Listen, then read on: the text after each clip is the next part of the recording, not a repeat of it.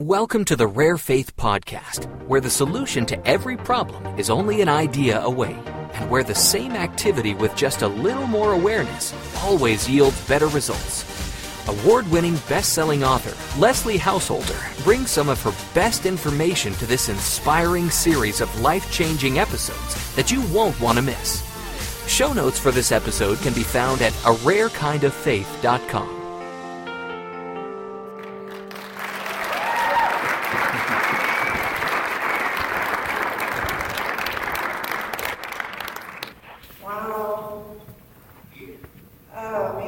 So I am really honored to be here, and I think it's interesting that Randy would share his goals with you, that he would share what his decisions had been 10 years ago, what he wanted to create. If it's made an impact in your life, would you give him a round of applause?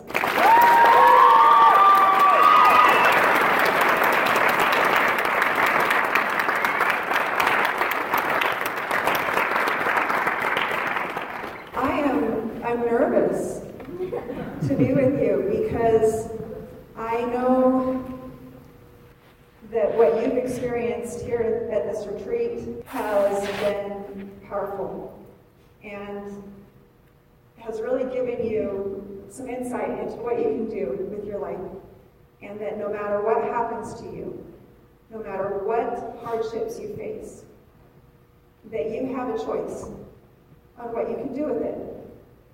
And I was most empowered by the idea. It's been almost 20 years now when the lights went on for me and I realized, oh my goodness, my thoughts do have an effect on my experience. They do make things happen. They do have an effect. And when I realized that one of the principles was that there is a law called the law of polarity, but that is that if something is a little bit bad, difficult, then there is contained in it the seed of something equal or greater as a benefit. So if it's a little bit bad, then there's a little bit of a good benefit to it. So if something is horrific, what does that mean? Something really amazing is contained in it. And that's the promise. I had a mentor years ago who was teaching me this principle, and he shared his experience. He was in his life at a time he was broke, sick, addicted, had a life that he was not very proud of. And his mentor was teaching him. He was in a group of people, and this mentor looked out at the audience and pointed at him. And he said, "Bob, you are the luckiest man in this room." And he looked around and he saw people who were doing way better than he was. And he thought, I am the luckiest man in this room? What could he possibly mean? And his mentor said, because you have the greatest opportunity. He was the worst off, which means he had the greatest opportunity. And so who is the luckiest person? He or she who has it the hardest. Oh, that kind of messes with our brains a little bit. But, wow, that's a big screen. Oh, and I'm a shadow. Well, okay, a little bit about me. I was born at a very young age.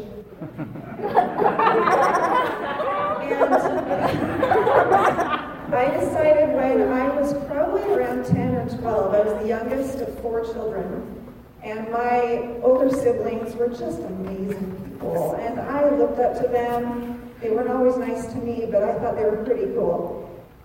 And I thought I had it the worst, because I would look in the mirror and I'd think, got this red hair, which is not cool in the 70s. All right, you might think it's cool now. It wasn't cool in the 70s. I mean, nowadays, you try to be different to be cool. But back then, if you were even the littlest bit different, you were the target of all persecution. And so I decided, and I was telling some people this at dinner tonight, but that when I was looking for a husband, I was looking for someone who was very dark-haired because I thought that was my best shot at having children with no red hair. For their sake, because I didn't want them to suffer as I had. But anyway, I decided when I was about 10 or 12 that I would be the sister with personality, because that's all I had that I could, have going for me. But when I married, I had all kinds of dreams for my future. I was going to have children. I could not wait to be a mom. Just could not wait to be a mom. What did I know about motherhood? Next to nothing. I didn't babysit, hardly. My family moved around a lot, and at the time I was at babysitting age, we lived overseas. And if you don't speak the language, foreigners don't trust you as much. But, so I didn't babysit. I was the youngest. I didn't have cousins that lived nearby, and so I had no experience with children. But I couldn't wait to be a mom. And so when I married, we had our first child, and this image of motherhood, we talk about, you talked about dreams and having a vision for your future, right? Nod your heads if that's something we've been talking about. Good. So I had visions that motherhood was going to be joyous. And we married. Do I have a clicker? Or do I just say click and somebody pushes it? You know what? I can do that. We have done that before. Trevor knows how to do that really good. That's my husband. Wave at my husband.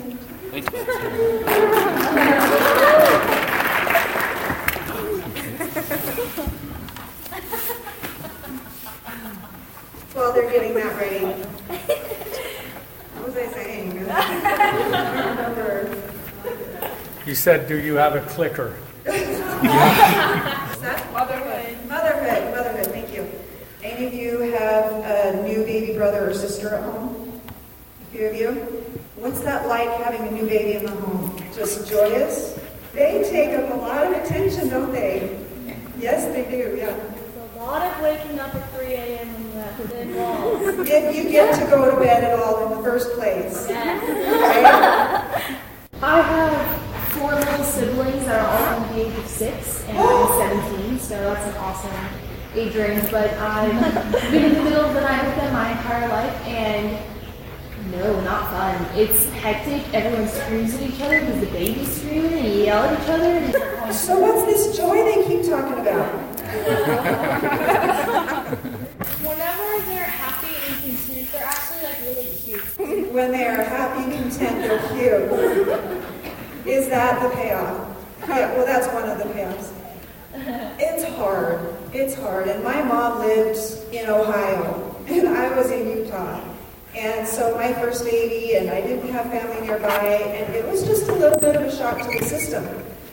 But on top of that, and many of you are too young to have this to worry about, but we could not afford to live. So we had the bills to worry about also. And I thought, well, okay, I had these dreams of life being joyful, and this is not feeling very joyful. And I slipped into a depression. And I started to wonder, I'd been raised to believe that there was a God, and I began to wonder if there really was one, because I felt a little bit abandoned, a lot abandoned. And the reason that I'm excited that The Greatest Showman is the theme for this event, let me tell you a little bit about why there's a scene in The Greatest Showman. And I think you've all seen it now. So at the very beginning, he is putting on that greatest show. And the lights are going, and the fire's blasting, and the horses are clopping, and the girls are spinning, and it's just this big, big deal, right? And then what happens? It all fades out, and then he's standing in front of a tailor shop, looking into the window, so he can see the reflection. And then he looks down. He's just poor. That's right. So he's living this experience, and when we're watching the movie, we don't know it's not real.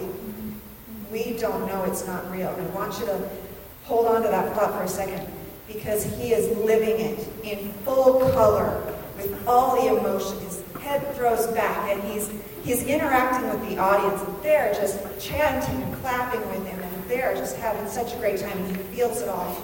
He feels it all. And then, like she said, it starts to fade away, and he turns around, and now he's this little boy looking at the suit in the window, and his image is just projected onto it. And he kind of snaps out of his dream, and he looks down, and he realizes that he is poor. And then his dad yanks him along. He says, come on, let's go. Right? I love that scene, but I wish I could play it backwards. I wish I could play it backwards. Because we all have times in our life where we feel like that little boy, like, here I am, this is my life, this is what I get to live. It's not what I'm imagining. That's kind of how I felt. My husband and I experienced those kinds of struggles for about 7 years. We had 2 more children in that time. My second baby that was born, his delivery was so difficult that I feel like by the time he came, I was so snapped and disconnected and angry, and I thought I was going to die, and it was really hard. But instead of then bonding with my sweet, sweet newborn, the nurse comes to me and says there's a problem. And I'm just kind of out of it a little bit, and I sit up and I listen, and she said, he has turned blue and we don't know why, and so he is in a helicopter on his way to Primary Children's. And still numb, still feeling a little bit out of my head for what I had just been through, and now worrying about him. And then there's medical bills, but he's fine now. He's now strong and 23 years old. But at the time, we didn't know if he was going to make it. He had a heart surgery. We find out at 3 months old that a child with his condition usually doesn't live past 3 months old. So that and the stresses that we were already under and the depression, it was just a lot to handle. 7 years of this put me in a place of, have you ever met someone like this? Let me ask you. Where a little thing goes wrong and they blow up big. Do you know anybody like that? Have you ever been like that? In my situation, I was in an apartment, and we have a picture of this. Okay, clicker man. Come in. So, I'm telling you about the hole in my shoe. Okay, that's a metaphor. What's the metaphor about? Yeah. In the movie, he looks down at his feet and he sticks his toe through his... Yeah, his feet are sticking out of his shoe. He's got this awful life. So now I'm telling you about the hole in my shoe. And as I'm going through this, I want you to think about the hole in your shoe. What is the hole in your shoe? In fact, take a second, and I want you to identify what the hole in your shoe would be if I were to ask you. And I'm not going to, but I want you to identify what that is. If you can condense it into a few words, like something is a certain way in my life that I don't like, or something happened to me that I am still trying to make sense out of, or my relationship with so-and-so is broken and I want to fix. Whatever that hole in your shoe is, think about what that is. So this is when we got married. Oh, someone just went, oh. It's so romantic, right? Well, look at the next slide. Now you know why there's a black cover on the front of it. That was our getaway car, but it was paid for. No, actually, it was just given to me. My parents let us use that car because we were so desperate for something. And that was our getaway car. We got married in June in Arizona. June in Arizona. Anybody been there? In June. You're from there. Anybody else from there? Okay, so you know June in Arizona. Probably about 113 degrees. This car did not have AC. Not only that, but if you know how these old cars work, the heater is just a hose that kind of runs over the engine air, and then it gets popped out in the back under the seats through this hose so that this hot air comes in. Ours was stuck open in Arizona for our wedding. Go back one more time, back to the... So we're sitting on the outside of this super hot car, but it's romantic, isn't it? We really didn't care. We were in love. We were in love. Forward, next. All right, so we've been married 7 years. We're living in this apartment now.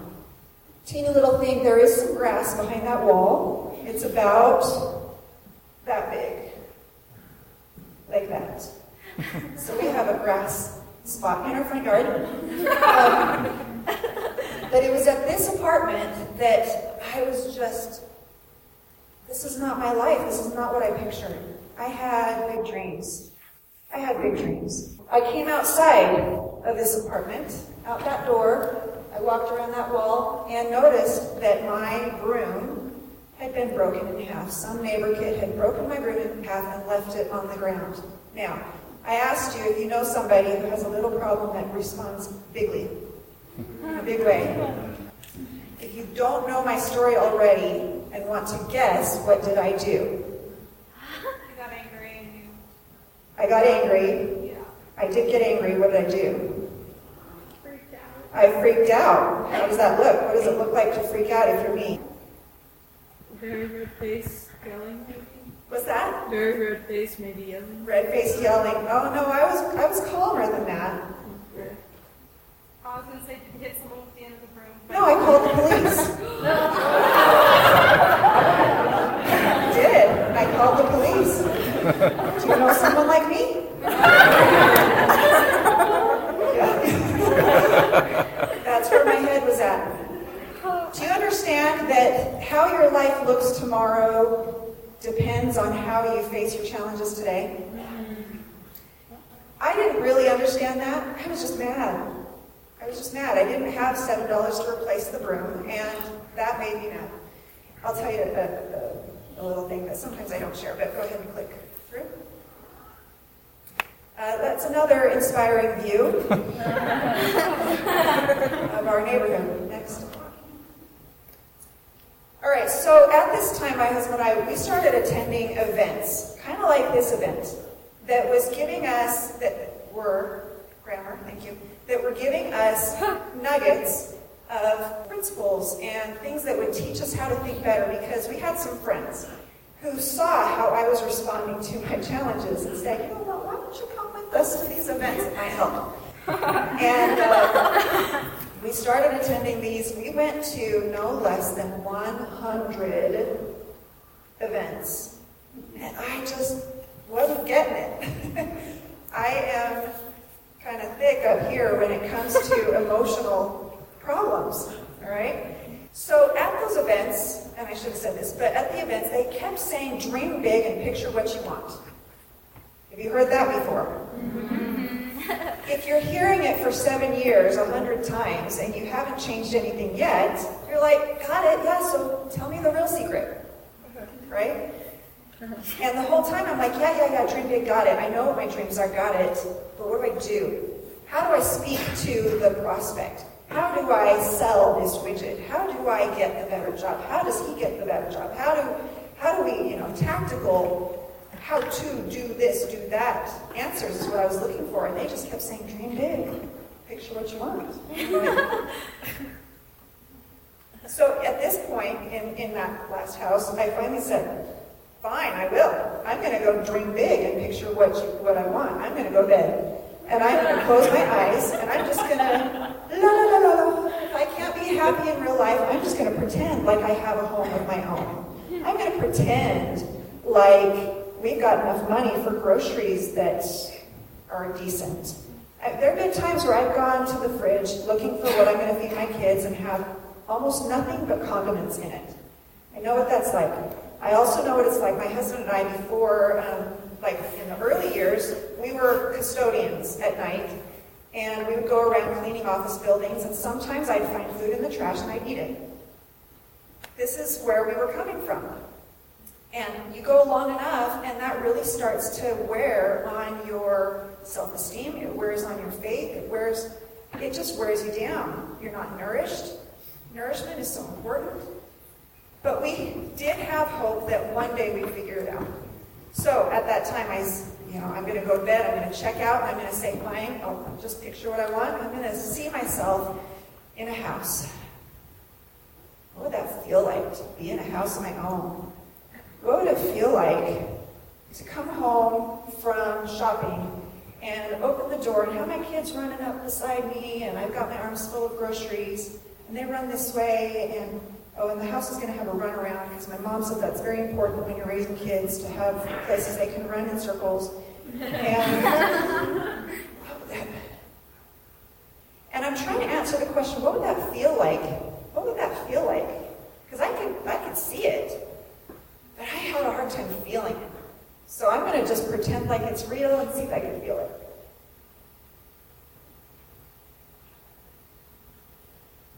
Oh, it's kind of nice being here. And I start living it in my head. And then it was time to get back to life and fix dinner and whatever. What I didn't know is that changed something in my life. It wasn't just changing me. It wasn't just calming me down. It's like a nuclear blast went out from me and started affecting the world around me. And I didn't know I had done anything. I didn't know. But a year later, we're living in our very first home.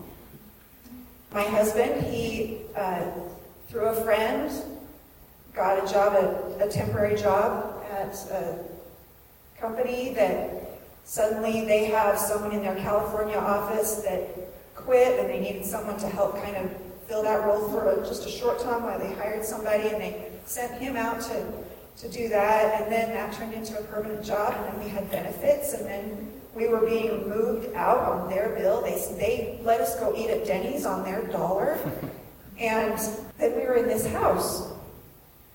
I hadn't pictured grass, but I didn't think I needed to. I thought that was kind of a given. But it was our own. It was our own. Now the thing is since I didn't know that what I had done that day had any effect on this, I just thought things were going better for us. But if you start to trace your thoughts to your experiences, you will start to see a connection. And the more you start tracing that connection, the more you can start doing it deliberately.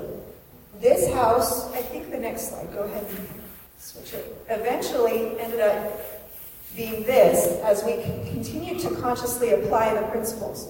Now, it was at the last house that we went to another event, because actually we were in that house and things were going better, but then we got strapped again financially because we were still in the same headspace. We didn't know what we had done, and so we didn't keep doing it.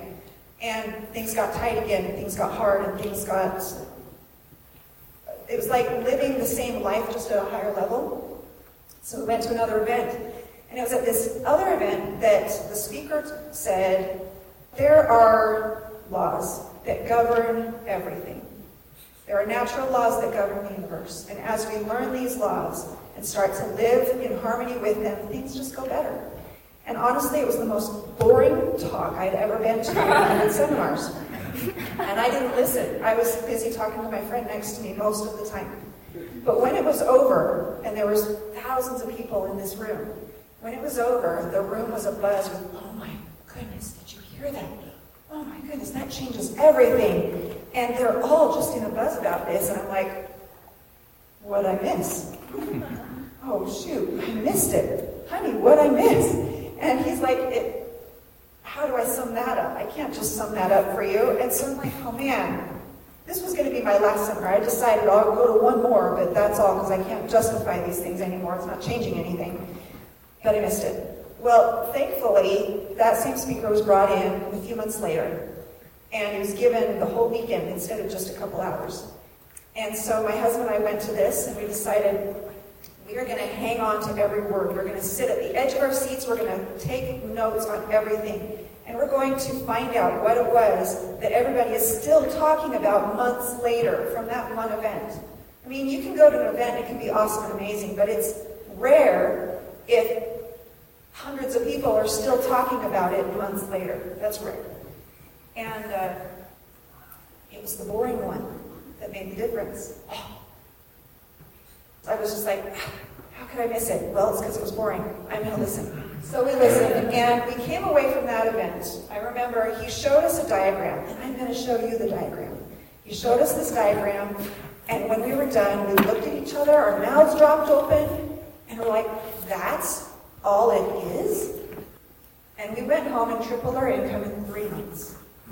After 7 years of just beating our heads against the walls, tripled our income in 3 months, and ended up in this home, and I'm living the dream. I'm like, that was so simple. It was so simple. And I finally understood what those speakers were saying all those years. Picture what you want, dream big. Okay, well, I could say the same thing to you, and you could be like, yeah, I got it. What do you do? Because I've been there. No, this is my greatest show. The house, it was awesome. We don't live there now. We've downsized. Those material things are temporary. What matters the most are your relationships. And who remembers what my dream was when I was a kid? You've all forgotten that to be a mom, right? To be a mom and to find those joys that I hear are promised for motherhood. Well, I wanted that. And this is my greatest show now. I told you what my holes in my shoe was, those challenges. This is my greatest show. This is my opening scene of The Greatest Showman. If you were to imagine life in my family, that's my greatest show that I'm singing about. And that's what I feel. I don't struggle with depression the way I did back then, because I've learned that I have more control in my thoughts than I thought I did. It's taken 25 years of practice. But I saw enough successes along the way that it's kept me going. And that's not to say that there aren't times that we don't need help. We do need help sometimes. But the power of our thoughts are greater than any of us realize. Even now, they are greater than I even understand. And so, next slide. This story wouldn't be complete if I didn't also tell you about Marnie.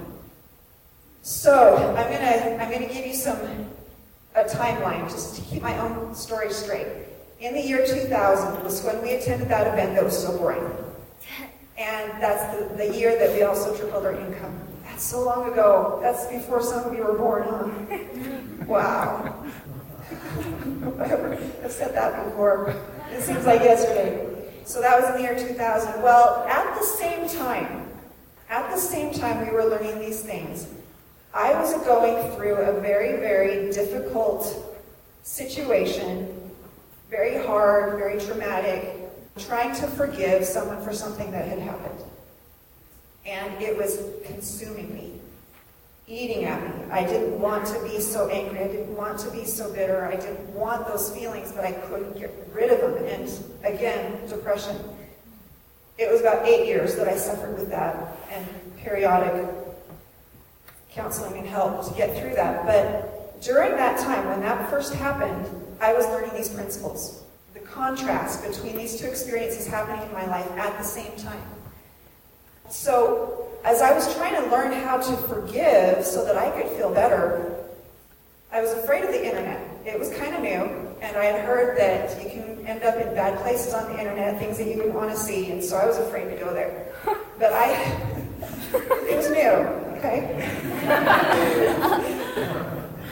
But I had already exhausted my church leaders, my friends, my family. I had talked their ears off trying to work through it. And it just wasn't better. And since I felt like I was a burden on everybody else, I thought, okay, I'll go to the internet. I'm so scared. And so I thought, okay, where could I go on the internet that I know would be safe?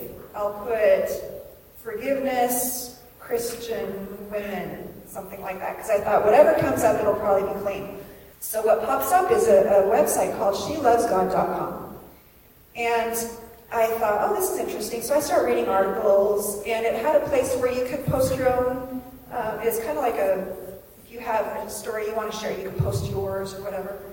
And I got on their mailing list. And one day I get this email from this website about forgiveness. And I'm like, oh. So I open it up and I'm reading it and I'm like, I already know all this. I've already tried all this. It's just not working.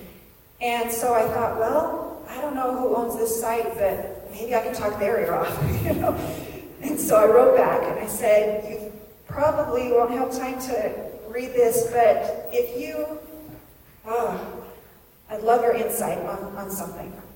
And she wrote back. And this is who it was, Marnie. She wrote back and she said, well, I'd be happy to talk to you if I can be of help. And she said, but you probably figured that I wrote this article because I was struggling with forgiveness too, huh? And I'm like, never crossed my mind. I was kind of self-consumed with my own problems. I didn't think that maybe she would write that article because she was struggling and trying to learn how to overcome some forgiveness challenges herself. And I said, no, actually, I didn't realize that. What's your experience? And she was trying to forgive a situation where she and her husband had worked really, really hard to get out of debt. And then her husband racked up all the credit cards again. And she was just having a hard time forgiving. And I said, well, money problem? I can help you with that, because I just learned these principles, right? Well, she started giving me something else to think about. Notice that. Did my problem go away? My problem wasn't gone, but it gave me something else to focus on. And so I am talking with her and sending her stuff in the mail and things that I learned and sharing with her. And she's like, oh goodness, this is huge. This is amazing. And her websites, she had a few, at the time were making about $2,000 a month. Well, the next month, she's applying these principles. They brought in $4,000 a month. The month after that, it was $8,000. And she's like, Leslie, you have got to write some articles for my readers on these principles. I'm like, I'd be happy to. So for the next 8 weeks, I would write about one principle per week and send it to her. And then in October of that year, she's like, and you need to get online and be part of this women's conference I'm doing to teach people what you've learned.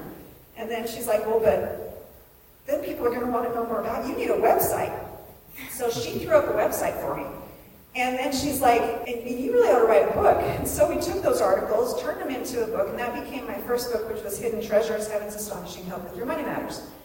And she had written all kinds of books. She was a romance novelist, clean Christian romances that she would write about. And she had learned how to publish on her own, and she taught me how to publish. And then she started using these principles in other ways. And I want you to notice these experiences and look for the common thread. Next slide. Because of Marnie, she showed me how to write and market a book, and Jack Rabbit Factory became a bestseller thanks to Marnie. Next. And I just want you to notice that what I was looking for was help learning how to forgive. And look where it brought me. It's that law of polarity. When things are so bad, there is a seed of equal or greater benefit in it. And had I not been seeking for solutions to how to get rid of these angry, awful feelings, looking for a solution to my problems led me to a solution to hers, to be a solution to hers, which led her to be a solution to mine. Now, she lives on a property that's acres, and one thing she really wanted was a fence around her property so she could have horses. But, Trevor, do you remember how many acres it was? I would say maybe 20 acres or something. It was very large. And to get a fence on a property like that was very expensive. So she applied the principles. She imagined it, she felt it, and then one day, someone calls her up and says, hey, Marnie, you've got all this land. If we were to put a fence up on your land, could we board our horses there? A couple other pictures of her property. It's huge. One day, as she's driving into her property, a long dirt road, and not just once, but she started imagining gravel on it. Very expensive for the length that it was. Didn't matter. She just imagined it. She imagined it, and when she would drive, she'd be going about 5 miles an hour because it's bumpy. She would imagine the crackle of the gravel under her tires. And one day, she goes out there, and a quarter of that lane had gravel on it, and she has no idea where it came from. Next day, she goes out, and it's halfway gravel. She finally found out it was a neighbor who sometimes would go to her lane to harvest sod off the sides, and thought since he was using her sod, he would pave her lane for her. Next slide. This house. This is the house on that property. It's very beautiful. We visited that house back in 2002, I think, when we went out to teach some classes for her friends. But she had some rough times That marriage that she was in ended in divorce, and she married again, and just as her mother was dying, that husband kicked her out and said he wanted a divorce. And so she just felt broken, but she never let go of the dream she had for her property that it would one day hold retreats. Well, as a result of the first divorce, this home went into foreclosure and she lost the home. But she's hung on to her dreams. In the last year or so, she met a man who had dreams of doing retreats and was looking for a property. And he came and bought her property and then asked her to marry him. So she's back in her same house, now doing retreats. Next slide. There he is. This is 20 years later. I think about the transformation that she's experienced. We've all seen, as we apply these principles, we've all seen success and we've had failures. We've had success, we've had failures, but we've learned that the failures are nothing but seeds for the next success. Truly. So are these unique? In the years that we have had our books and as we've been teaching these principles, we've started to collect stories from our readers. And this is some place that you could even come share your stories. You'll see hundreds of success stories as people use these principles. It's not just for a few people, it's for anybody who wants to start to apply them. So how does it happen? Again, like I said, there are natural laws that govern the universe, and we align or misalign ourselves with the laws by the way we think. And as we learn them and align with them, things go better. Next. So we're going to see if you can do this. Here we go. I'm going to give you a minute to find the numbers 1 through 60 in sequential order. Ready? Oh, honey, I don't have a second hand. You're going to need to be the guy. All right. 4, 3, 2, 1, go. Stop. Okay, how far did we get? Anybody get to, okay, raise your hand if you got to 10. Keep them up if you got to 20. 30? 40? Have you guys done this before? Sort of. How far did you get? 42?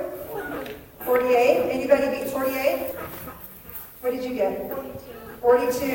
All right, really good. Very good. Okay, next slide. I want you to notice that there are 4 quadrants. Did any of you notice that? Have you seen this before? We've done a smaller version of it. We just had paper, and I don't think it was up to 60, but we've done it where we had to circle in order and like. Okay. So now number 1 is in this quadrant.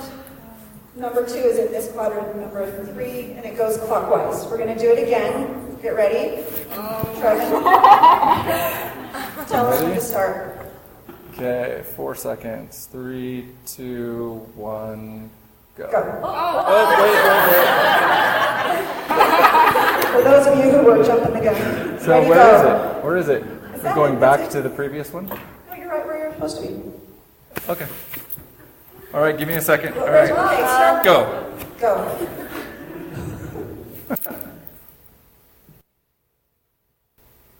Stop. All right, what I want to know is who did better the second time. Very good. Now, I want you to notice, is it because, why did you do better? Because you know where to look. You know where to look. You just knew where the general area is. Yeah, good. Good, guiding. I had somebody answer once when I did this. They say, well, because there was a pattern. There was always a pattern. There was always a pattern. What's the real difference? You knew that there was a pattern. You knew that there was a before you pattern. started it. Your awareness of a pattern. It's more defined. It's more defined.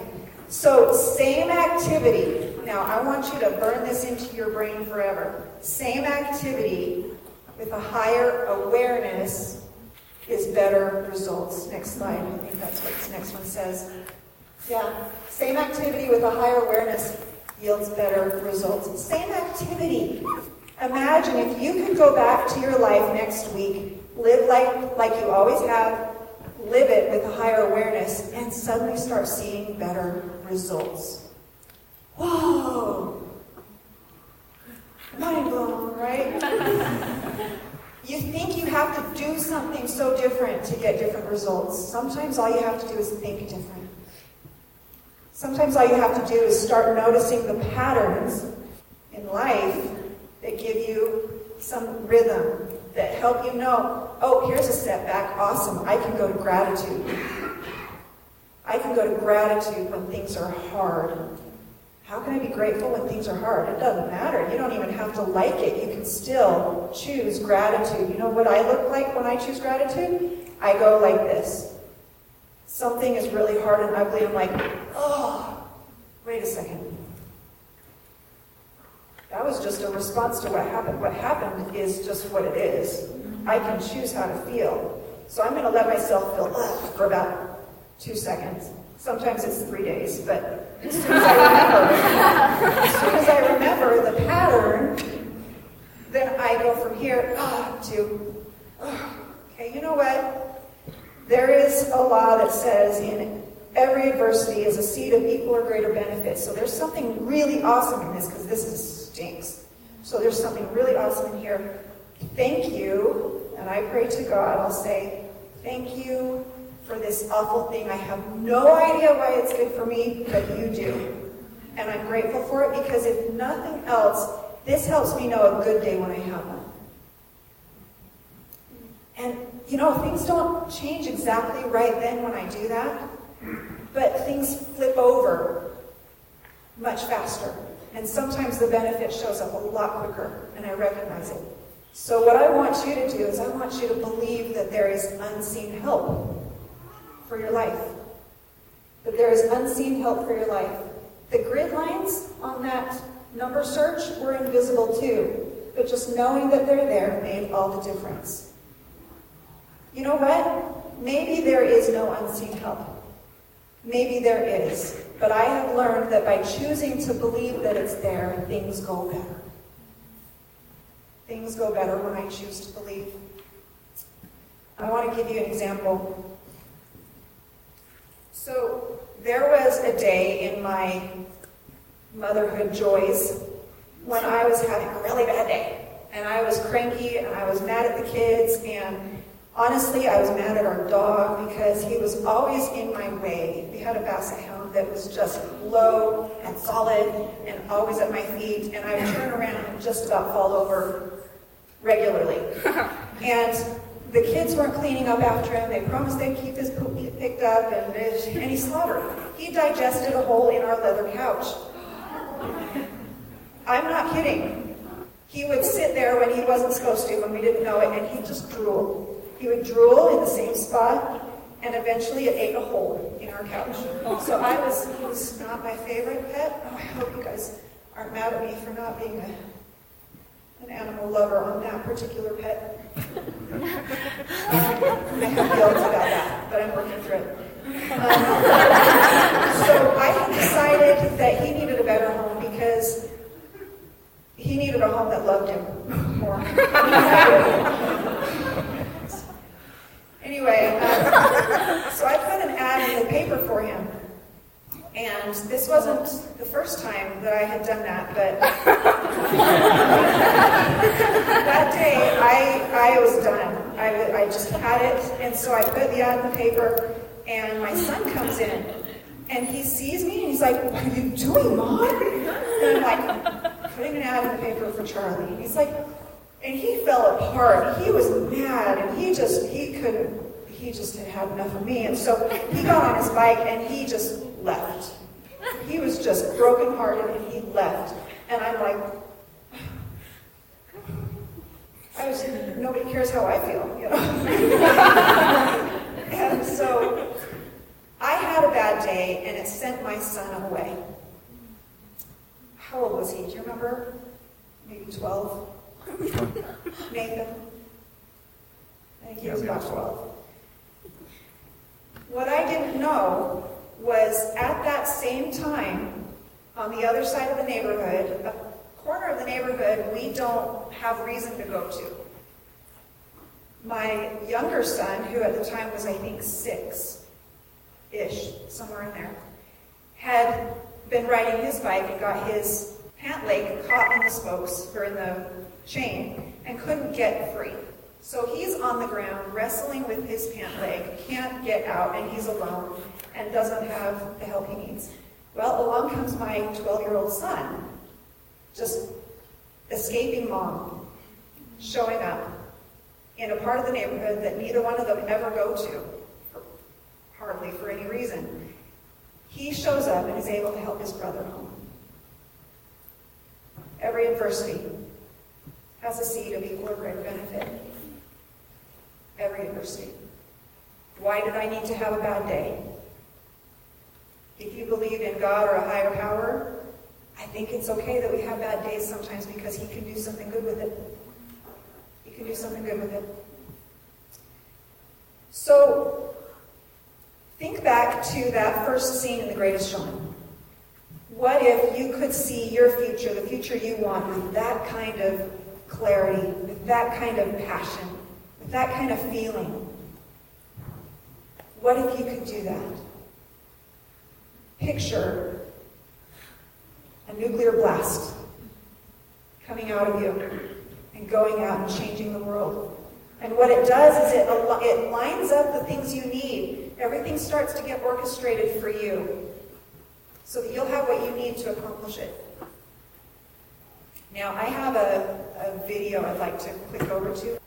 You're not going to be able to hear this very well because there's really no sound, but it's the mechanism of a jukebox. Do any of you know what a jukebox is?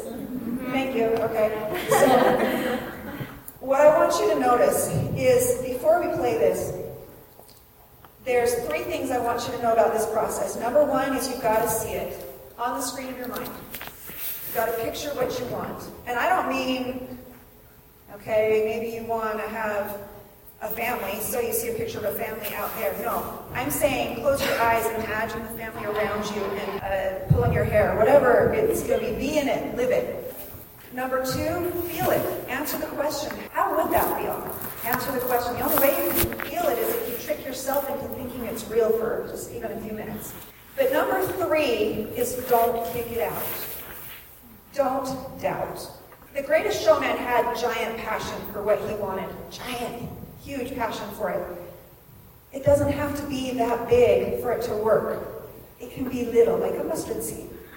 Teeny tiny. The clue, the key factor is that you just don't have doubt. And I dare you to test it on something this week.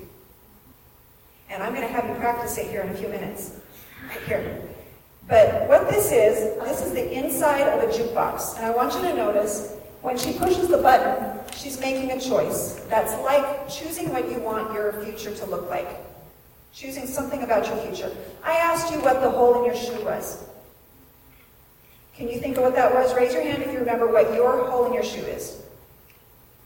Okay? Can you think of now what your greatest show is going to be? Raise your hand if you know what that's going to be. Some of you didn't raise your hand. If you haven't decided yet, pick something. Maybe it's being healthy when you're in your 70s. That could be a good one. Okay, so this is a girl that's deciding what she wants. But I want you to notice that with the jukebox, the old-fashioned ones, it takes time for that disc to get in place and start playing. You push the button and it's not instantaneous. Now, I was actually looking for a video of how a jukebox works so that you could think, all right, pushing the button means what you are selecting. Paying the money means feeling. You can think about what you want all day long, but until you feel it, the coin hasn't dropped. Okay? And so now, whenever you think about something, you're pushing a button. When you let yourself feel it, you're dropping the coin. And then the gears start to move. Life's gears start to move. I want you to picture that somewhere in the world, something just moved for you. And if you ever want a reminder of this, go look up jukebox mechanism or something and listen to it again and anchor that. So I want you to notice about this one, though, because as I was looking for a video to show you how a jukebox works, she intercepts it before it has a chance to do its thing. She keeps changing her mind. Go ahead.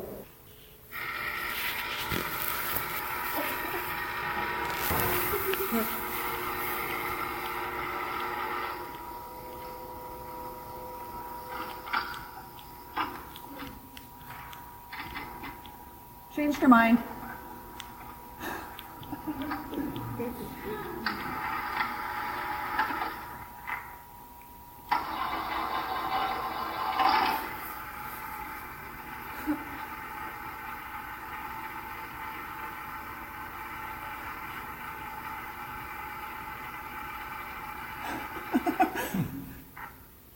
And never gets it.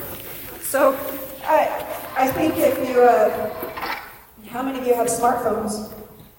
What if it took that long for you to play the song you're trying to get to? You push the button, and you're waiting, and you're waiting, and you're waiting. Oh, you change your mind. Well, it was on its way. So I want you to think about your dreams like that, okay? They're not smartphone instantaneous. They're more like an old-fashioned jukebox. Those gears are turning. You see it, you've made the selection. You feel it, you've paid the money. And it's starting to churn. Things are starting to churn. And as long as you believe that it is, it continues to do so. And every time you take a step towards your dream, it takes a step towards you. I used to think I'd have to go the distance and be the marathon runner, or be the Olympian, or be this superhuman person to achieve something great. And I realized, no, all I have to do is say it. See it. See it. Feel it. And don't doubt. Just let it come. Back to our slideshow. Okay. Believe in unseen help. You want to hear another story? A really cool one? Yeah. So I have a daughter who is serving a mission right now for the LDS Church. And there was another missionary some time ago who, he was at an airport. I think he was coming home from his mission. I can't remember what his situation was. All I know is that he was at an airport. And as he's sitting at the airport, he thought, I ought to go plug my phone in to a kiosk somewhere so it can be charging. It wasn't dead yet. It wasn't close to dead, but he thought, go find a kiosk. So he starts walking up and down the hallway looking for an open one, but they were all being used. So he kept walking, and it was getting farther and farther away from his terminal, or from his gate. And so finally, he walked far enough and found an open kiosk with the plug for charging his phone. So he plugs it in, and he sits down, and he's just waiting because he's got a delay. And he notices up at the desk nearby that this woman is standing there trying to talk to the clerk and speaking this strange language, but she keeps saying the word Mongolian. And the person at the desk is like, I don't know how to help you. Trying to figure it out. Gestures and sign language and whatnot, but couldn't figure it out. And he remembered that he had a friend who had served a mission in Mongolia. And so he gets on his phone and he calls him up and he says, I think there's someone here that's trying to speak Mongolian, but they can't communicate. Could you maybe help them out? He's like, sure, no problem. So he takes the phone over to the girl and he nudges her, gets her attention, and he says Mongolian. And she picks it up and she realizes she's got a translator. And so she tells him what the problem is and gives the phone to the agent and is able to get her problem solved. And then she takes the phone back and she's talking some more, and then she bursts into tears. And he's like, what's going on? She's talking to my friend and she's now crying. And so she gives the phone back to the owner of the phone, and he gets on there with his friend, and his friend is burst into tears. He's like, dude, what's going on? And it turns out that his friend, who had served in Mongolia, had taught a family out there, and she was in that family. And now she is at the airport trying to get herself to the missionary training center because she's about to go serve a mission. But she couldn't communicate. What are the odds? What are the odds that, number one, he would have this thought to go plug his phone in when he didn't need to? But he did.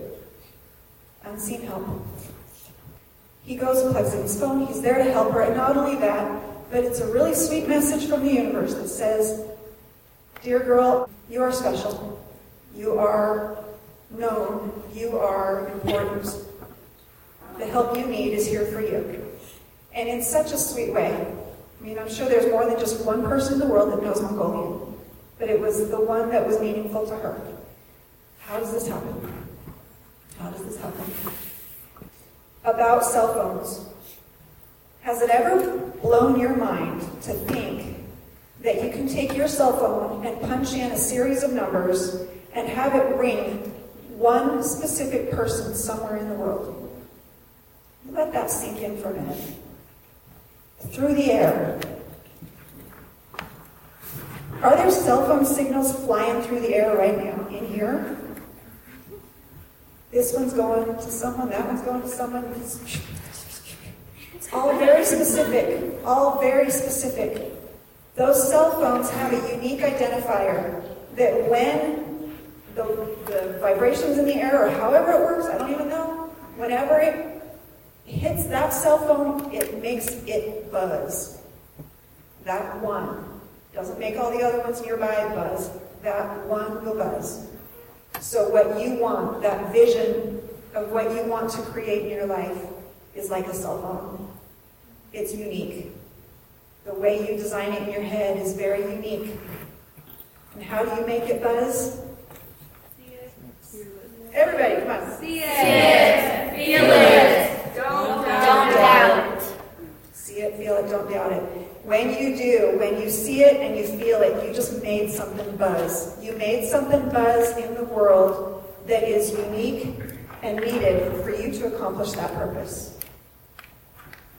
Next time you face a dilemma, okay, try this one. Next time you're at school and you need to come up with something for a project, or you need to answer a question, or you need to understand how something works, a math problem or whatever. Okay, this can help with your learning too. Imagine how it would feel to understand it. You don't have to understand it, but imagine how it would feel if you did. Do you think that changes something in you? It does. It brings your awareness up. Did you know that the solution to every problem, math or life, the solution to every problem is only an idea away? Think about it. The solution to every problem is only an idea away. The cure for cancer is only an idea away. How to get that job that pays what you need it to pay is only an idea away. It might be, go flip this page open to see what that classified ad says. Or maybe go do this search on the internet that you didn't think to do before. It's only an idea away. And if you didn't think that was mind-blowing, that idea is already in this room. Like a radio broadcast, like a cell phone signal. It's already there. It's already there. You are like a radio. What's your favorite kind of music? Somebody? Raise your hand. Yeah. Country. What's your favorite? Country or pop? Yeah. Rap. Awesome. Everybody's got their favorite. So, is rap in this room right now? Probably on somebody's phone. Actually, no, probably not. Okay. Now, what do I mean by that? What do I mean by that? It being in this room. Yeah, someone probably thinking of rap in their head. Thinking of rap in their head. What if I had a radio? Okay, the old-fashioned kind of radio, like what's in your car, all right? There's a radio in this room. I had one right here, and I turn it on to, what's the station in Kanab? Anybody know? What is it? 99.9. What kind of music is that? Country.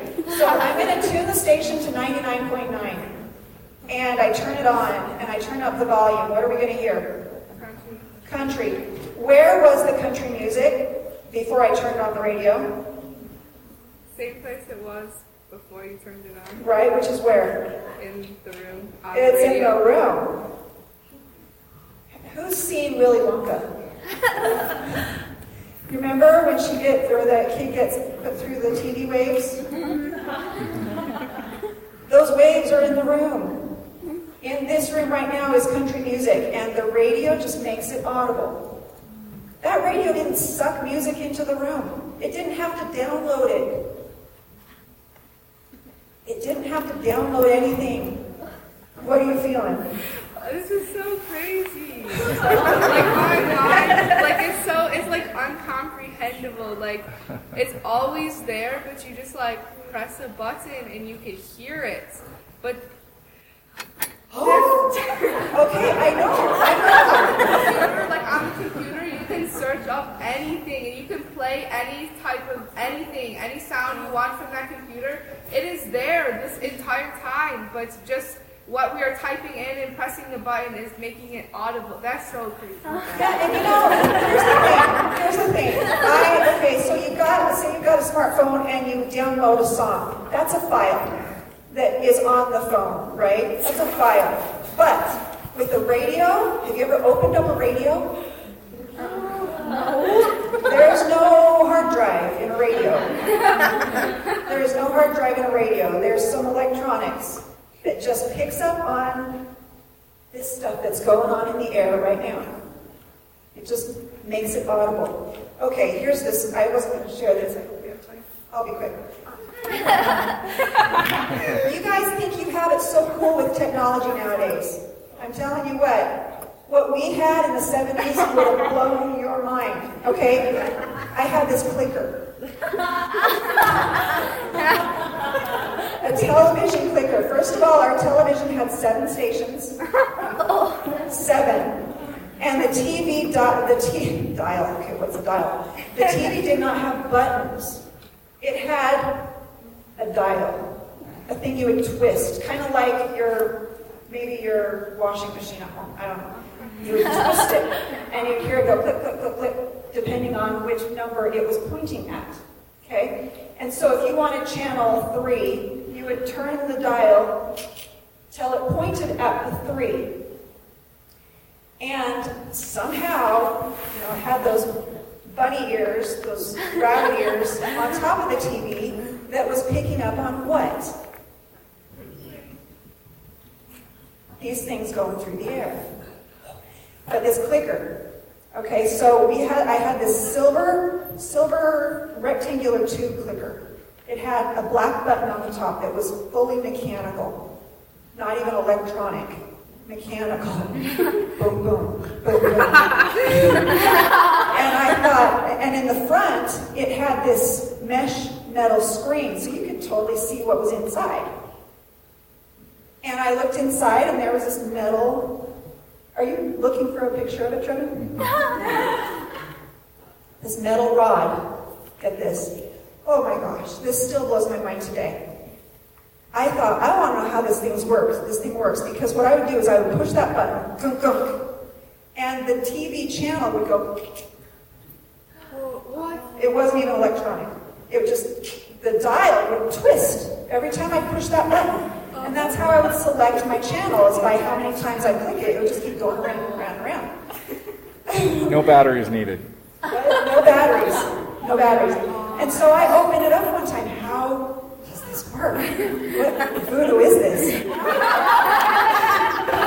I opened it up, and I wish I had prepared. I had not planned on telling you this, but I took the top off, and inside, here's the lower case, and in the middle was like a little miniature wall. That's not it. It's closer than what they're used to, though. I'll keep looking. It before on Google. I know it's there somewhere. Yeah. So it had this, a little wall halfway in the middle of this channel, right? Channel meaning like a boat. It was like a boat. In the middle of the boat was this little wall. In the wall was a notch. On the notch was a metal rod, and there was a spring. And I would push the button, and the spring would make the rod go. It would just kind of like zap not zap. It would like a percussion instrument. Just hit. It would hit the rod, And by hitting the rod, that rod would send some kind of invisible signal to the TV, and the turn thing would go,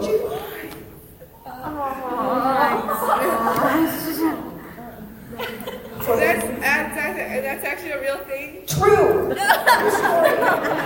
I am going to pull up some images for you to choose from, Trevor. I'm going to show them which one it is. I haven't found one. I have found it before. I will find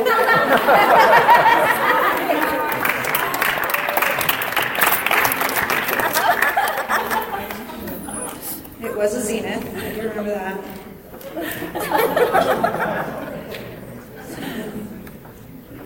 Oh, 70s, we'll do that. 1970s. Images. Can you see what I'm looking for? Not yet.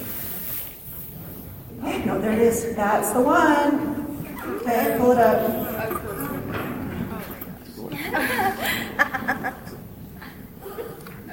Where'd it go?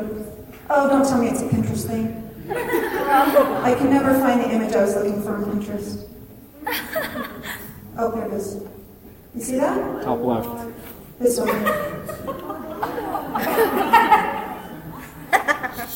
That's it. Pinterest is my nemesis. Yeah. Okay, wait, so would that thing work with just your TV, or would it work with any TV? Any Zenith TV. The old kind that were designed for it. Yeah. Not the new. I don't really understand how it worked, but it had something to do with the size of the rod that it, and what it was made of would physics. It was physics. Yeah. Wait, so if you found like a TV like a Zenith GG and that one like a clicker like that now, like would it, do you think it's Not today's Zenith, but the one, if we found two old vintage ones, yeah, it would still work.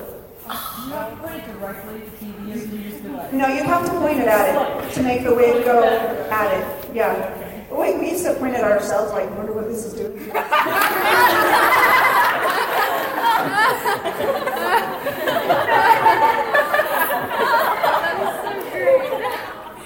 Someday I'm going to find a picture of the inside of it, because really there's nothing to it. It was just that wall and a spring and the rod balancing on the wall. Craziness. So, if a rod can do that, do you think your brain could do something?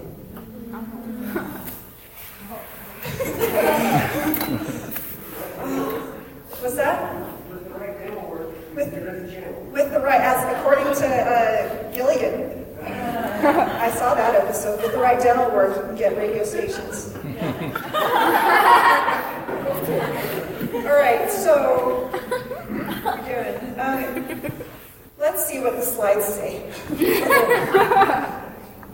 Okay, all right. So what this is about believing in something that hasn't happened yet, believing in something you can't see with your physical eyes, okay? This quote, I love this quote. Boyd K. Packer said that there are two kinds of faith. One of them functions ordinarily in the life of every soul. It is the kind of faith born by experience. It gives us certainty that a new day will dawn. It is the kind of faith that relates us with confidence to that which is scheduled to happen. We're all familiar with that kind of faith. You believe you're going to see your family soon when the retreat's over, right? But there is another kind of faith, rare indeed. This is why I call my blog Rare Faith, rarefaith.org. That's where you'll see a lot of stories. I share a lot of my crazy mom stories there. I talk about Charlie and almost selling him, which, anyway, and also, if we have time, will someone remind me to tell you the spider story? That's one of my favorites. Okay, so there's another kind of faith, rare indeed. This is the kind of faith that causes things to happen. Quicker, right? It is the kind of faith that calls forth things that otherwise would not be. Do you think this retreat would have been created if Randy hadn't put some of this and some of this into it? And what if he had doubted? Would you be here? Thank you, Randy, for not doubting. I'm sure you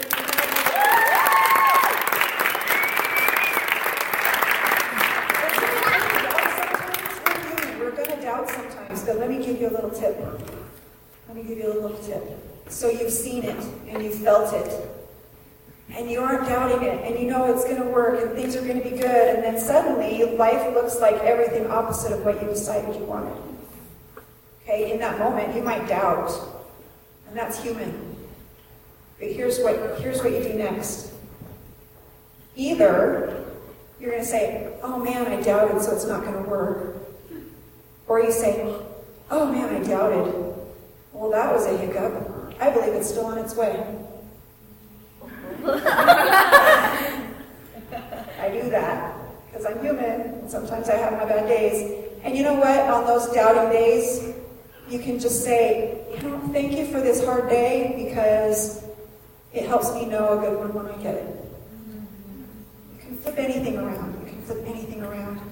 Back to the quote. It is the kind of faith that calls forth things that otherwise would not be. It is the kind of faith that sometimes moves people.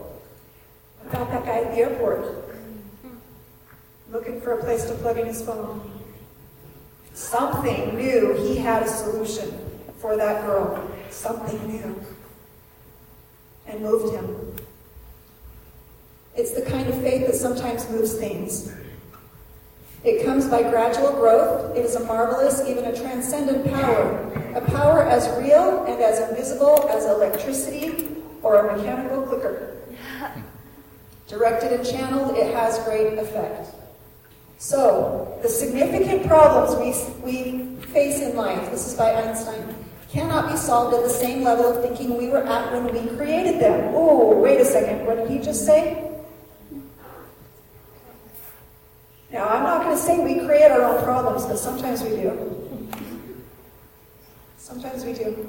Sometimes we're in a mess, and we try to solve that problem without first seeing and feeling something different. Sometimes we're spending all kinds of time seeing where we are right now and the things we hate about it, and feeling very upset about where we're at right now. What does that do? What could that do? Is that connected to like the hole in the shoe thing that you were talking about? Oh, the hole in the shoe? Yes. Either, thank you for bringing that back. I meant to bring that back. Either we're spending our time thinking about our shoe, the hole in the shoe, or we're dreaming about where we're going. Either or. Yeah. It kind of like reminds me of the law of attraction, like what you focus on, you're going to like attract to yourself. So if you're just focusing on the negative things in your life, like that's all that's going to come to you. But if you focus on the positive. Absolutely. Absolutely. And if what you're doing isn't helping, isn't changing things, maybe you're trying to change something about your life, and every time you try, it just doesn't work. It could be because you're trying to solve it on a radio broadcast of ideas that just gets you more of that. Instead, if you take a minute to see and feel something up here instead, you tune your little radio station up to 103.4. And suddenly, you get different ideas on how to solve it than what you were getting on 99.9. Basically, we are, okay, how many of you have had a chemistry class? All right, what if we could look at atoms and molecules under a microscope? Would they be just like this?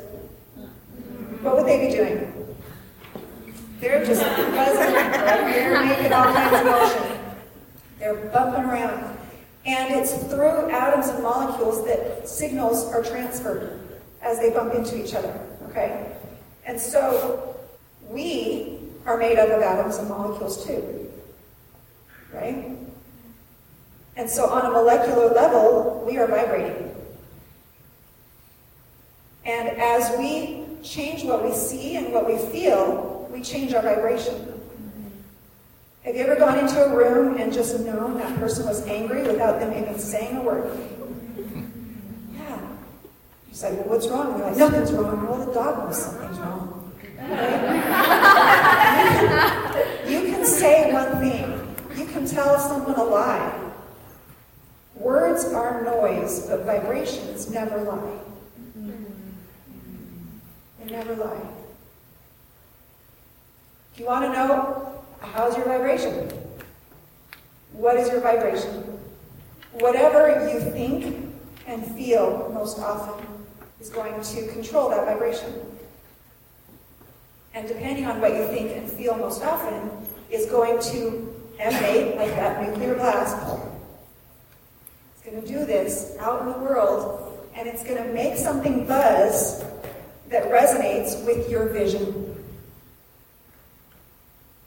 So that when you're walking down the hallway at school and you've got this idea for a club that's going to help someone, we're going to make a club that is maybe a sit with us at lunch club kind of a thing. Something that helps inspire or uplift others who are struggling. Maybe that's your idea. And you need to find someone who will help you do this while you're walking down the hallway. What's going to determine if you happen to smile and say hi at that person passing by or not? It might be how they're vibrating. It might be how you're vibrating, and whether or not there's a vibratory match.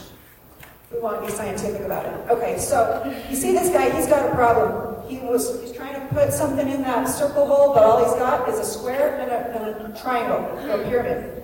His solution is up on a whole different level of thinking. If you were him, how would you come up with that idea? I've never asked this before. Yeah. Climb. Okay, these are levels of thinking. How are we going to climb? It's a great idea, though. That is a great idea. You know what? I'm going to ask you something. What would it look like if his problem were solved? He would have that in his hand, like the circle thing in his hand. In his hand, or where would it be if it's totally solved? On the other side of the thing. On the other side? Okay, yeah, or if he's trying, I never thought if we're trying to push something through or make a wall. I'm going to say, let's say we're making a wall. So if his problem were solved, he would have a solid wall. So what is he going to picture on the screen of his mind? Everybody. Solid wall. Solid wall. And what's he going to feel? What does that mean, to feel a solid wall? Is he doing this? No. It's an emotional experience. He's going to be feeling, I did it. It's a solid wall. It's kind of a stretch, yeah. I was going to say, similar to what she said, like, raise your awareness of thinking. Right now, he can only see the wall as well as the square and the pyramid. However, if he were to climb above it, he would see that there is also a circle, and then he can figure out from there, by raising his awareness, how to fix his problem. Yeah, and you know what? If he were to think of climbing that wall or climbing those levels, it's because he would have already seen the wall complete. Yeah. If all he sees is his square and triangle and the hole, and he's thinking problem, he's thinking of the hole in his shoe. In order to even know to climb, it won't even cross his mind until he sees the wall complete. It's on the screen of his mind, and feel how he's going to feel when it is. So it's sort of like having the belief that you know it's going to be there because you're never going to take action until you really... Exactly. And you will take the right action after you believe. You might be taking the wrong action before you believe. If you don't believe, your actions, who knows what they're going to get you. All those years that we were attending events, they were saying, be positive, dream big. And I used to think that they were trying to get me motivated to just go do something hard. That if I could get excited enough about what it is, then I would just have the energy and endurance to do the hard thing. When I found out that it's so much more than that, that just by seeing it, feeling it, change something in my world, I was even more motivated to do it, you know. It wasn't just, okay, there's this huge mountain that I have to climb to get that goal. All right, just imagine how it's going to feel to get it. Okay, then I'll go climb it. No, it was like, if I see it and feel it, along comes the transport that's going to feed me along the way. I mean, it's support to get you there. Yeah, right. So this actually reminds me of something I told my mom a few months ago, where he is too busy looking at that hole in the wall and focusing, and he's kind of putting all of his energy is that? Oh, I have this hole in the wall, the square won't fit, the pyramid won't fit. He's focusing on the hole in his shoe. And all you have to do is take a step back, look at the bigger picture, and if you took a step back, you'd be able to see that. Oh, I just got chills. Yeah, and it's like once you take a step back from the problem that you're having, you're able to see the solution and really imagine it within yourself instead of dwelling on the fact that you have the problem. And it really just reminded me of that. Do you guys see how powerful you are? Do you realize how powerful you are? I had a word come to my brain this week, and I've been chewing on it a little bit. You know, I've been telling people for years, see it and feel it. But you say it enough and it starts to sound just as cliche as dream big, picture what you want. It just starts to sound the same. And so this word came to my mind. I want you to take a minute. Close your eyes. Imagine yourself outside under the stars, somewhere out away from the city so there's no light pollution.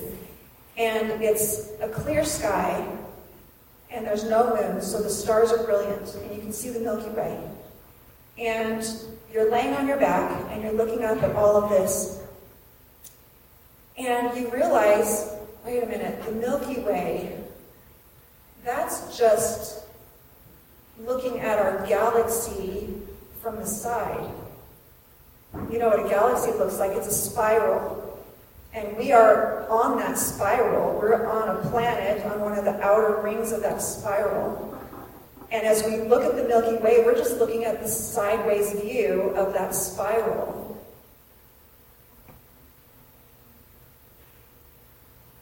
How can you try to comprehend the size of that Milky Way, of that galaxy that we are in? Can you comprehend how giant it is when you look at it, that every one of those is a sun?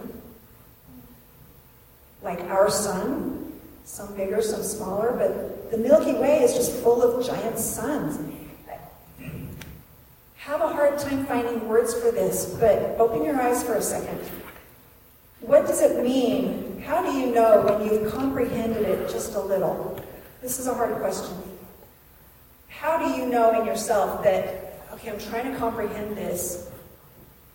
What has changed when suddenly you can say, oh, I almost got it. I almost comprehended that. This is a hard question. I'm not sure what the answer is supposed to sound like, but I kind of have a concept. Yeah? I feel like you just have this feeling inside of you. It connects. It's like this vibration, I guess. Bam! She says you have this feeling inside of you that just connects. So you've got this concept of the Milky Way, and you see it every night. It's out there every night.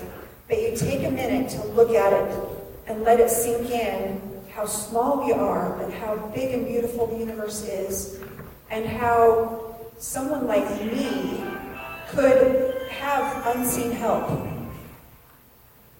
Just even trying to comprehend the galaxy, when you have that connection in that moment, you have this feeling, there's a feeling there.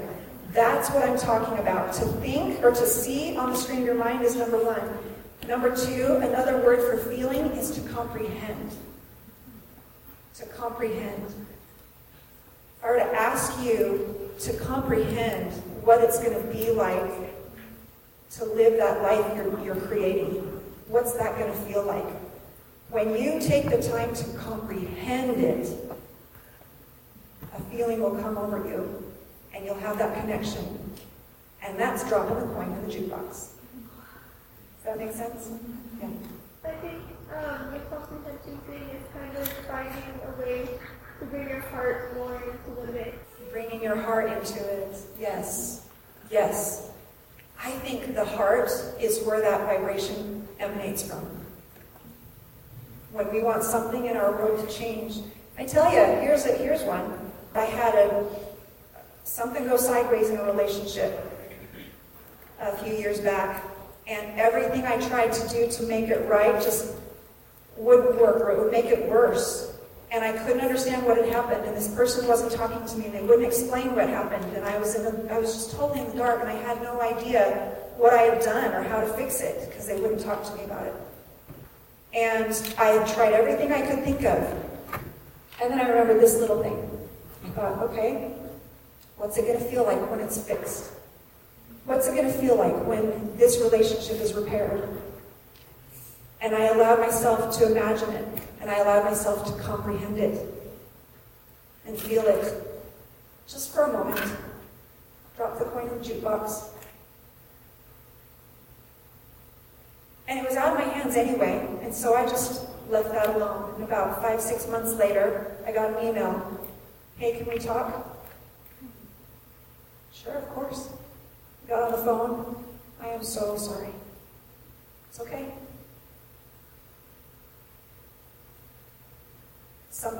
I believe something from my heart went out and started changing someone else's heart.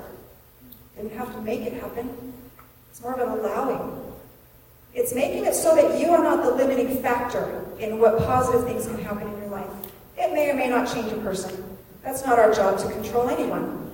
It's not our job, but we can fix us. We can put ourselves in a place that's in harmonious vibration with that experience we hope to have.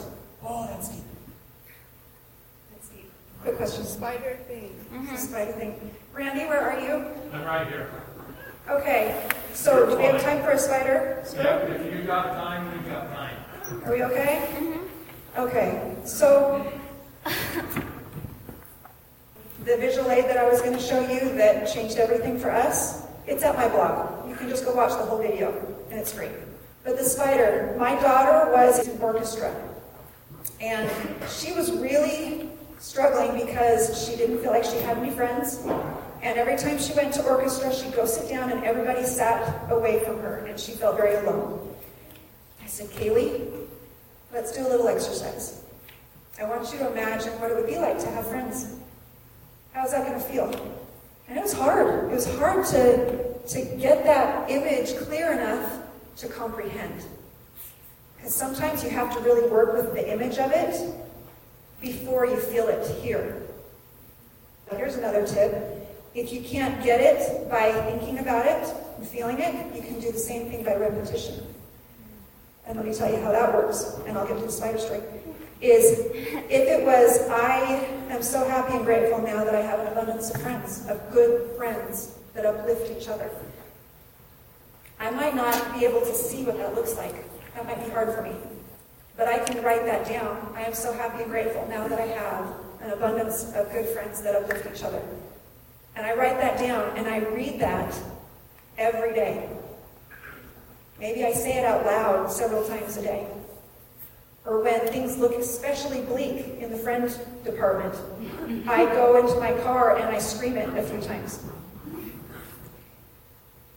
Repetition. If your subconscious mind hears something often enough, it will start to believe it, and then you'll feel it. So that's a trick. So with my daughter, I took her through this exercise to try to imagine what it would be like to have friends in orchestra, and she was willing to give it a try. And so she went to the class that next day, and she was nervous. And having thought of it, seeing it done, and feeling what it would feel like, she had a new thought. Not surprising, it will give you a new thought. You're tuning your station to a different broadcast of ideas that are already in this room. And the thought was to go sit in a different chair than she normally sits in. She's usually over in the corner.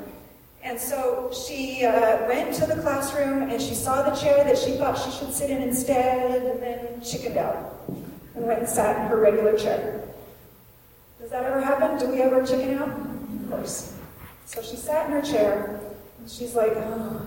And then she sees a spider on her stand. She's like, whoa, ah, and she brushes it off, and it flies this way. And it lands on her somewhere, and she doesn't know where, so she jumps up, and she's freaking out, and she doesn't know where it went. And so she thought it might be safer to go sit in that chair that she originally belonged in. And so when I picked her, oh, and by the way, she's sitting there, in comes two other girls, and they flank her on either side. And when I picked her up that day, she came outside, she says, Mom, it worked. I mean, kind of, it did, but it did. And she says, I just didn't think that God would answer my prayer with a spider.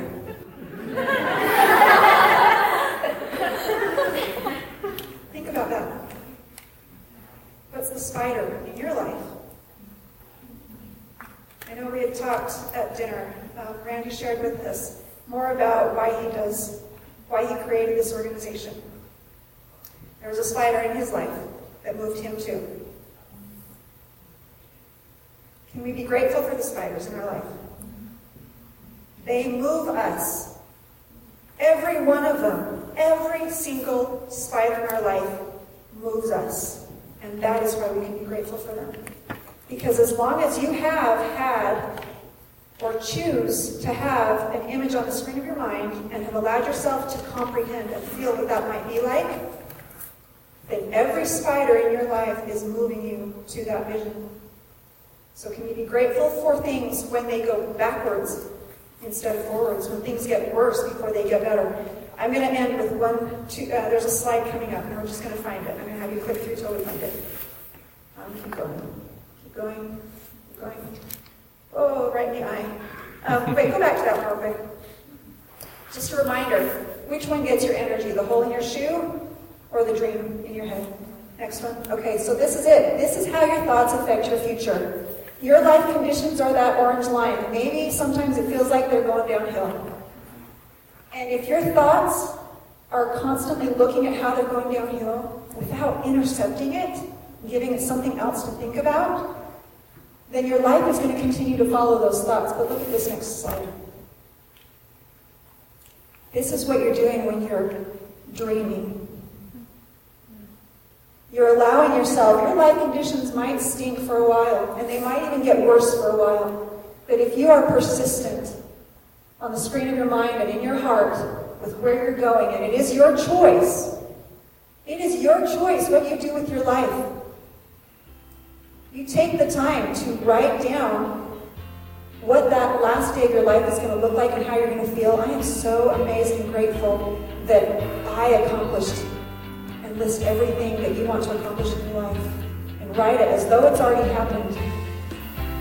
Write it as though it's already happened. Eventually, your life is going to start to respond, because what's going on between there and there, the jukebox is working. And you're just waiting for it to catch up. So, with that, I just encourage you all to keep dreaming, keep believing. Look at the spiders in your life and be grateful for them. Pay attention to where they move you. And make sure that where your life is taking you is where you chose for it to take you.